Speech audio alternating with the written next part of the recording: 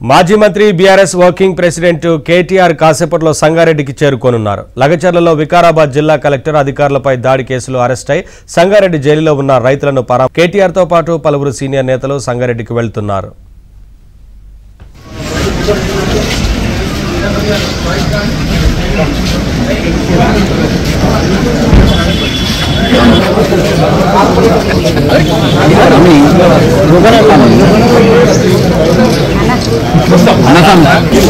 सत्यवती गाరు నెక్కి సత్యవతి గారు అక్కడ రండి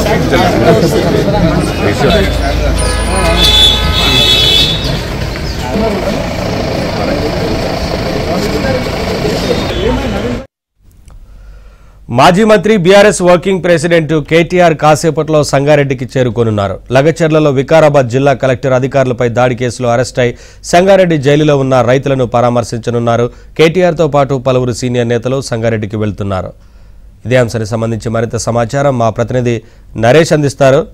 Naresh, BRS party working president KTR కాసేపటి క్రితమే నందినగర్ నివాసం నుంచి సంగారెడ్డి బయలుదేరారు. ఆయన సంగారెడ్డి జైల్లో ఉన్న లగచర్ల బాధితులు ఎవరైతే కలెక్టర్ మీద దాడి చేసిన కేసులో ఇప్పటికే రిమాండ్ లో ఉన్నారు కొంతమంది లగచర్ల గ్రామానికి సంబంధించిన రైతులు. వాళ్ళ బాధిత రైతులను కేటీఆర్ పరామర్శించబోతున్నారు. కేటీఆర్ తో పాటు సీనియర్ నాయకులు, మాజీ మంత్రులు, సీనియర్ నాయకులు, ప్రస్తుత ఎమ్మెల్యేలు కూడా కొంతమంది సంగారెడ్డి వెళ్తున్నారు. సో ఇప్పటికే నిన్న హరీష్ రావు కూడా జైల్లో ఉన్న చల్లపల్లి జైల్లో ఉన్న పట్నం నరేందర్ రెడ్డి మాజీ ఎమ్మెల్యే కొరంగల్కి సంబంధించి ఆయన పరామర్శించి వచ్చారు. ఇప్పుడు కేటీఆర్ వెళ్ళిపోతున్నారు. సో ఈ ఎపిసోడ్ ని బీఆర్ఎస్ పార్టీ చాలా సీరియస్ గా తీసుకుంది. ఇప్పటికే ముఖ్యమంత్రి రేవంత్ రెడ్డి ఈ ఎపిసోడ్ కు సంబంధించి అంటే ముఖ్యమంత్రి సొంత నియోజకవర్గం కావడంతో కొంత ఈ టోటల్ ఎపిసోడ్ ని కలెక్టర్ మీద దాడి చేయడాన్ని ప్రభుత్వం చాలా సీరియస్ గా తీసుకుంటుంది. ఎందుకంటే అధికారుల మీద దాడి చేస్తే ప్రభుత్వం మీద, రాజ్యం మీద దాడి చేసిన విధంగా ప్రభుత్వం భావిస్తుంది. కాబట్టి సహజంగానే ఈ కేసులో ఎంత పెద్దవాళ్ళున్నా కూడా ఖచ్చితంగా అరెస్ట్ చేసి తీరుతామని చెప్పి ఇప్పటికే ముఖ్యమంత్రి రేవంత్ రెడ్డి చెప్తారు. సో ఈ నేపథ్యంలోనే బీఆర్ఎస్ పార్టీ కూడా ప్రధాన ప్రతిపక్షంగా అక్కడ ఫార్మా సిటీకి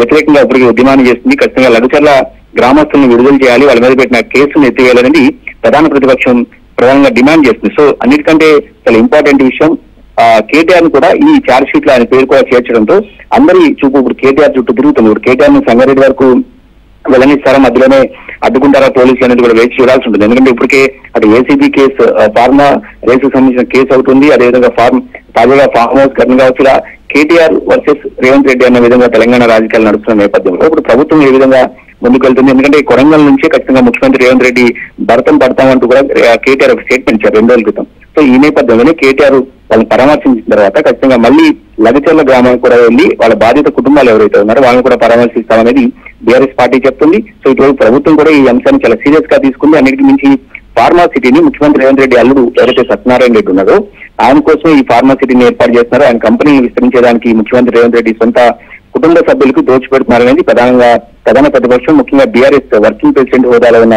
కేటీఆర్ పదే ఆరోపిస్తున్నారు. సో ఈ నేపథ్యంలోనే అటు ముఖ్యమంత్రి వైపు నుంచి కావచ్చు, కాంగ్రెస్ ప్రభుత్వంలోని సీనియర్ మంత్రుల వైపు నుంచి కూడా పెద్ద ఎత్తున రియాక్షన్స్ వస్తున్నాయి. ఇప్పుడు ఈ ఎపిసోడ్ తర్వాత కేటీఆర్ మళ్ళీ మధ్యాహ్నం హైదరాబాద్ తిరిగి వచ్చిన తర్వాత లగచర్ల గ్రామానికి సంబంధించిన కొంతమంది బాధిత కుటుంబాలను కూడా కలిసే అవకాశం కనిపిస్తుంది. సో ఏదైనప్పుడు కూడా కేటీఆర్ కాసేపు క్రితమే సంగారెడ్డి బయలుదేరి వెళ్ళారు. అక్కడ జైల్లో ఉన్న బాధితులను లగచర్ల ఎవరైతే ఆ కేసులో రిమాండ్ లో ఉన్నారో వాళ్ళని పరామర్శించబోతున్నారు. Thank you Naresh.